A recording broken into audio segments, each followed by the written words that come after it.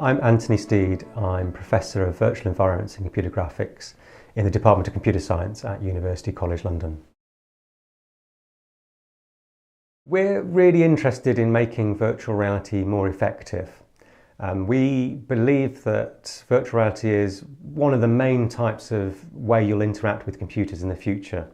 And the reason for that is that it's very accessible. It's accessible because it's laid out like the real world. You move around in 3D, you can use your body. But it's also accessible in that it's a way of interacting with computers that doesn't rely on learning of odd interfaces or learning how to use a keyboard. So it's certainly going to be part of the future of computing, and we're really interested in to figure out what makes virtual reality really effective for users.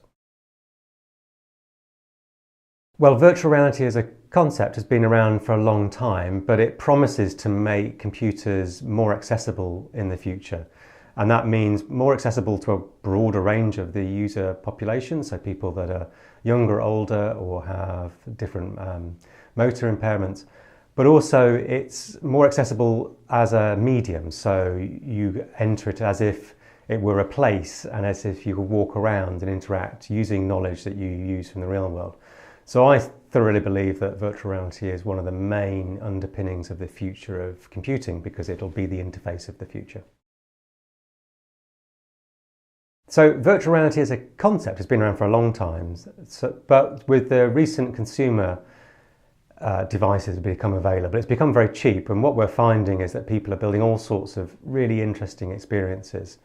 But underlying these is a concept that we've studied in the lab for a while, which is the notion of presence, or feeling as if you're there inside the environment. Now, what we found recently is that this sort of sense of being in the place is really dependent on what you look like and how you interact. So, for example, in a recent study in the laboratory, we had people solving maths problems, and when you see people doing maths, they tend to gesture with their hands, they might move around or look around. And we found that people were worse at some of these maths problems if they didn't have a body or they couldn't see it inside the virtual reality. So that's really interesting, because it tells us that there's something very important to get right about how not only we think about representing the world when you're inside virtual reality, but how we represent the people themselves and how they, yourself and also the other people.